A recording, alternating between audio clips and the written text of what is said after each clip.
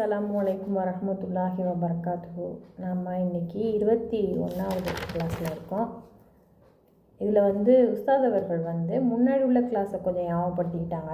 அதில் என்னென்னா ரஸாக், ராசிக், வஹாப் மூணு பெயர்களுக்கும் வித்தியாசம் என்ன அப்படின்னு சொல்லி தந்தாங்க. அதில் ரஸாக் தாராளமாக அதிகமாக கொடுப்பவன் அப்படின்னு அர்த்தம். ராசிக்னா கொடுப்பவன் அப்படின்னு அர்த்தம். வஹாப்னா கொடைவள்ளல், அதிகத்தன்மையாக தருபவன் அப்படின்னு அர்த்தம். தேவையற்ற போதும் கொடுப்பது வஹாப் அப்படிங்கிற பேருக்கு மீனிங் இருக்குது. அப்புறம் அல்லாஹ் மேலே கோபப்படாமல் இருக்கணும். ஒருத்தர் மேலே பொறாமை கொள்ளாமல் இருக்கணும்னா, பொறாமை ஏற்படும் போது நாம் எப்படி அதை விட்டு தவிர்த்து கொள்ளணும்னா, நம்ம பொறாமை என்ன ஆகுதுன்னா, ஒருத்தர் மேலே கோவப்படுறோம்ல, அது எப்படிப்பட்டது அப்படின்னா, அல்லாஹ் தான் எல்லாமே எல்லாருக்குமே தர்றான். அப்போ ஒருத்தருக்கு கூடுதலாக இருக்கும்போது அவங்கள பார்த்து நம்ம பொறாமைப்படுறது, அல்லாஹ் அவங்களுக்கு கொடுத்துருக்கான்.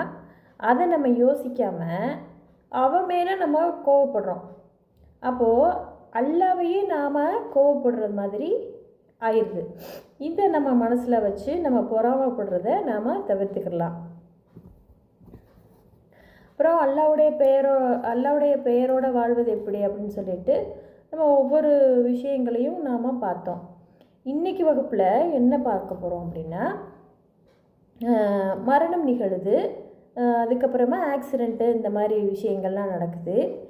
நாம் விதியை நம்பக்கூடியவங்களாக இருக்கிறோம். இதில் ஒரு சில சிக்கல்கள்லாம் நம்ம இந்த புரிதல் விஷயத்தில் இருக்குது. அது சம்மந்தமாக குர்ஆன் வசனங்களையும் நம்ம ஹதீஸுகளையும் நாம் இன்ஷா அல்லாஹ் பார்க்க இருக்கிறோம். அல்லாஹ்வின் நினைவால் தான் உள்ளம் அமைதி பெறுகிறது அப்படின்னு நம்ம படிச்சிருப்போம். எப்படி அது அமைதி பெறும்? அப்போ அந்த அல்லாஹ்வை நாம் நுணுக்கமாக நினைக்கும் போது தான் நம்மளுடைய மனம் நிம்மதி அடையும். இப்போது துன்பத்தின் போது அல்லாஹ்வின் நியதி இருக்கிறது. இப்போது ஒரு துன்பம் ஏற்படுது, இப்போது ஒரு ஆக்சிடெண்ட்டே வச்சுக்குவோம். அதை நம்ம யோசித்தோம் அப்படின்னா, அல்லாஹ்வுடைய நியதி எப்படி அதில் இருக்குது அப்படின்னா, இப்போது நாம் விழுந்துட்டோம். அப்போது கீழே விழுந்தால் அடிபடும் அப்படிங்கிறது நியதி. இவ்வளோ தூரத்துலேருந்து இவ்வளோ தூரத்தில் ஒரு பொருள் கீழே விழுந்துச்சு அப்படின்னா அது உடையும் அப்படிங்கிறது நியதி. அதுபோல தான் அல்லாஹ் இந்த பொருட்களுக்கு, உயிர்களுக்கு ஒரு நியதியை வச்சுருக்கான். அந்த நியதியை நாம் இப்போது ஆக்சிடெண்ட் ஆயிடுச்சு அப்படின்னா, கீழே விழுந்துட்டோம் அப்படின்னா, அது கீழே விழுந்தால் அடிபடும் அப்படிங்கிறது நியதி. அதில் நாம் கவனம் இல்லாமல் இருந்துட்டோன்னா அதுவும் இதுவும் சேரும்போது ஒரு நிகழ்வு நடக்குது. இதை நாம் தனித்தனியாக பிரித்து நம்ம அறிஞ்சோம் அப்படின்னா, அதில் நமக்கு நாம் கவனம் இல்லாமல் இருந்துட்டோம், அதனால தான் இந்த விஷயம் நமக்கு நடந்துருச்சு அப்படின்னு நம்ம என்ன செய்யணும், அதிலிருந்து விலகி வந்துடணும். இதில் இறை நியதியை நம்ம கருத்தில் எடுத்து அதை சிந்திச்சு பார்த்தோம்னா, அடுத்து என்ன செய்கிறது அப்படிங்கிறத யோசித்து பார்த்துருவோம். இப்போது கீழே விழுந்துருச்சு, அடிபட்டுருச்சு அப்படின்னா அடுத்து என்ன பண்ணணும், அதுக்கு ட்ரீட்மெண்ட் பண்ணணும் அப்படிங்கிற ஒரு விஷயம் இருக்குதுல்ல, அதுக்கு நாம் போயிடணும். முடிஞ்சதை அல்லாஹ்வுடைய நியதியில் உள்ளது அப்படின்னு நினச்சி நம்ம என்ன செஞ்சிடணும், நம்ம கடந்து போயிடணும். இப்போ நம்ம துணியை காய வைக்கிறோம். அப்போ நாம் தான் போய் துணியை காய வைக்கிறோம். அது நாம் துணியை காய வச்சதுனால அது காஞ்சிச்சா? அது ஆமாம், அப்படி தான். நாம் துணியை காய வச்சதுனால தான் துணி காஞ்சிச்சு. ஆனால் அதை காய போடும்போது வெயில் படுது, வெப்பமாக இருக்குது. அந்த சூழ்நிலையை யார் உருவாக்குனா? அது அல்லாஹ் தான் உருவாக்குனா. அப்போது அந்த அல்லாஹ்வுடைய விதியும் நாம் செஞ்ச செயலும் சேர்ந்து ஒரு நிகழ்வு நடக்குது. இப்படி தான் நம்ம விளங்கிக்கணும். இதில் ஏதாவது ஒரு குறைகள் நாம் செஞ்சால் மட்டும்தான் அதில் தவறு ஏற்படும். நபி ஸல்லல்லாஹு அலைஹி வஸல்லம் அவர்கள் சொல்லியிருக்காங்க, அவனின் காரணத்தினால் சொர்க்கம் செல்ல முடியாது, அல்லாஹ்வின் அருளால் போர்த்தி கொண்டாலே தவிர அப்படின்னு சொல்லியிருக்காங்க. இப்போ நம்மளுடைய தொழுகை வணக்கம் இதனால் மட்டுமே நம்ம வந்து சொர்க்கம் சென்ற முடியாது. அல்லாஹ்வுடைய அருளும் நம்மளோட இருக்கணும். அதுக்கு வந்து நாம் அல்லாஹ்வுடைய அருளை விளங்கி நாம் வந்து அதன்படி நடக்கணும். இப்போ மரண வீட்டை எடுத்துக்குவோமே, மரண வீட்டை எடுத்துக்கும் போது மரணத்தை பற்றி முதல்ல சிந்திக்கணும். மரணத்தை வந்து அல்லாஹ் வந்து ஏற்படுத்தின ஒரு நியதி. அது வந்து அமையும் போது மரண வீட்டில் என்ன நிகழும், அவங்க வந்து நிறைய பேசுவாங்க. அப்படி ஆயிருந்தா இப்படி ஆயிருக்குமே, மரணம் வராமல் இருந்திருக்குமே, நான் அப்படி பார்த்துருந்தேன்னா இப்படி மரணம் வராமல் இருந்திருக்குமேன்னு பேசுவாங்க. இந்த மாதிரி பேச்சுகள் வந்து என்ன செய்யுது அப்படின்னா இறை மறுப்பை வந்து அதிகப்படுத்திடும். அந்த மாதிரி நம்ம வந்து பேசவே கூடாது. விதிப்படி நடந்துச்சு, மரணம் என்பது வந்து விதிப்படி நடந்துருச்சு அப்படின்னு நாம் என்ன செஞ்சிடணும், முடிவு பண்ணிக்கிறணும். அல்லாஹ் விதித்த விதிப்படி நடந்திருக்கு அப்படிங்கிறத நாம் முடிவு பண்ணிக்கிறணும். அதுக்கு இடையில் நாம் ஹாஸ்பிட்டல் போகலைல அதனால தான் இப்படி ஆயிடுச்சு, நான் சின்ன பிள்ளையில ஒழுங்காக கவனிக்கலைல அதனால தான் இப்படி ஆயிடுச்சு அப்படின்னு நம்ம நினைக்கக்கூடாது. அல்லாஹ் பாதுகாக்கணும். நாம் அந்த மாதிரி நினைக்காம, மரணம் என்பது வந்து பெரிய கோட்டைகள் இருந்தால் கூட அது வந்து உங்களை சென்றடையும் அப்படிங்கிற ஒரு விஷயத்தை அல்லாஹ் குரானில் கூறின விஷயத்தை நம்ம என்ன செஞ்சிடணும், மனசில் நினச்சி வச்சுக்கிறணும். அந்த மரணம் நிகழும்போது நாம் வந்து அல்லாஹ்வுக்கு அல்லாஹ்கிட்டேருந்து இது வந்த மரணமாக இருக்கிறது அப்படின்னு நினச்சி நம்ம என்ன செய்யணும், அடுத்தடுத்த வேலைகளை தான் நம்ம கவனிக்கணும். அல்லாஹ் குரானில் 3வது அத்தியாயம் 156வது வசனத்தில் அல்லாஹ் சொல்லி காட்டுறான் ஒரு வசனம். அதை பாருங்கள். இறை நம்பிக்கை கொண்டோரே, யார் அல்லாஹ்வை மறுத்து இன்னும் பூமியில் பயணம் மேற்கொண்ட அல்லது போராளிகளான தம் சகோதரர்களை பற்றி அவர்கள் நம்முடன் இருந்திருந்தால் மரணித்திருக்க மாட்டார்கள், கொல்லப்பட்டிருக்கவும் மாட்டார்கள் என்றும் கூறினார்களே, அவர்களை போன்று நீங்கள் ஆகிவிடாதீர்கள். இதை அவர்களின் உள்ளங்களில் அல்லாஹ் கவலையாக ஆக்குவதற்காக இவ்வாறு செய்தான். அல்லாஹ்வே உயிர்ப்பிக்கிறான், மரணிக்க செய்கிறான், நீங்கள் செய்வதை அல்லாஹ் பார்ப்பவன் அப்படின்னு சொல்லி அல்லாஹ் சொல்கிறான். இதில் வந்து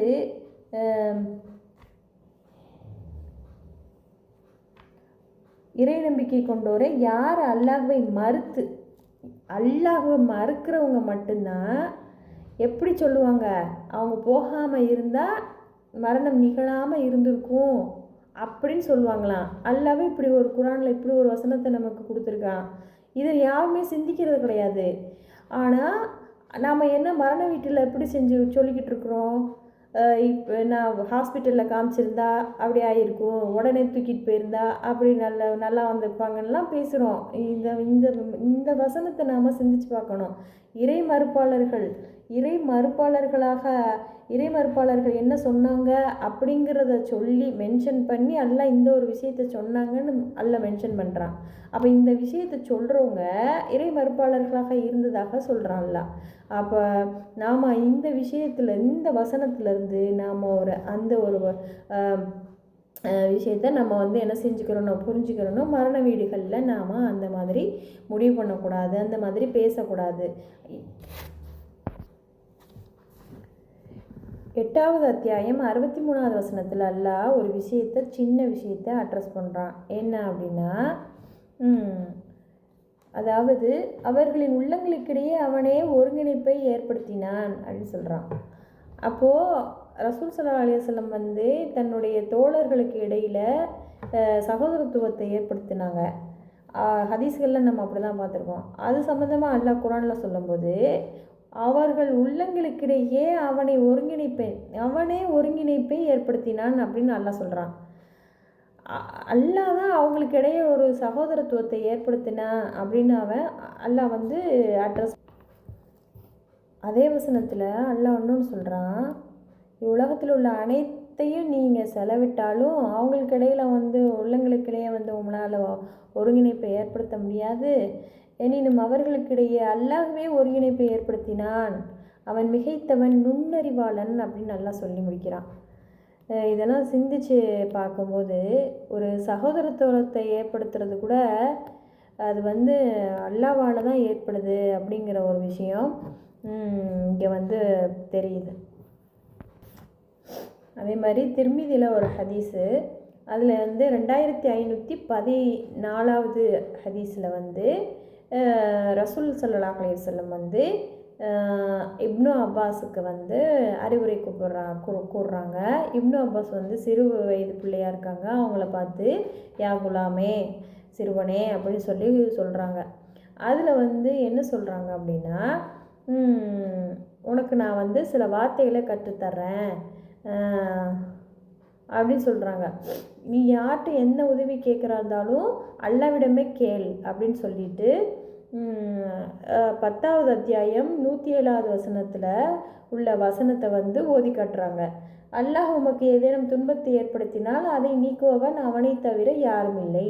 அவன் உமக்கு ஒரு நன்மையை நாடினால் அவனது அருளை தடுப்பவர் யாரும் இல்லை. தனது அடியார்களில் தான் நாடியோருக்கு அதை வழங்குகிறான். அவன் மன்னிப்பு மிக்கவன், ஈரலா அன்பாளன் அப்படின்னு அந்த ஒரு வசனத்தை சொல்லி காட்டுறாங்க.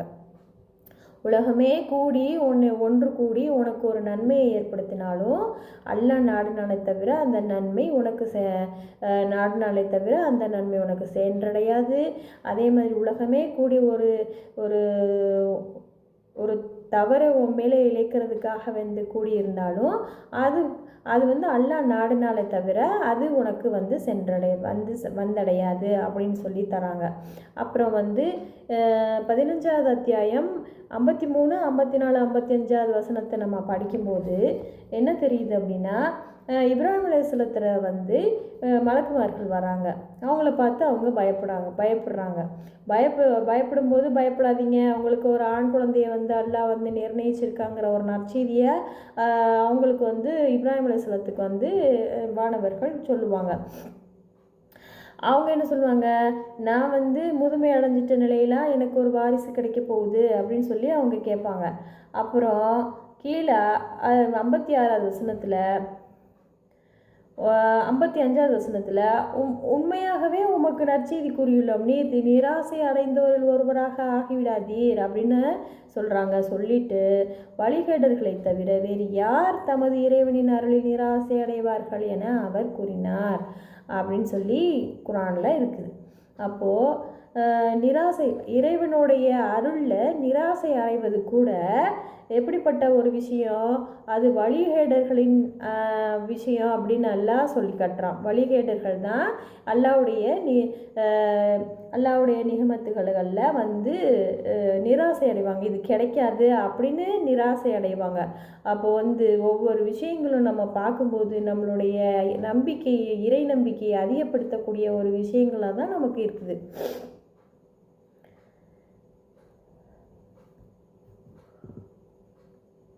இன்ஷா அல்லாஹ் நம்மளுடைய கிளாஸ் மூலமாக நம்ம ஒவ்வொரு விஷயங்களும் தெரிஞ்சிருக்கும் போது நமக்கு இன்னும் நம்மளுடைய அமல்களையும் நம்மளுடைய ஈமானையும் அதிகப்படுத்தக்கூடிய ஒரு விஷயமாக தான் இந்த கிளாஸ் நமக்கு அமைஞ்சிருக்கு.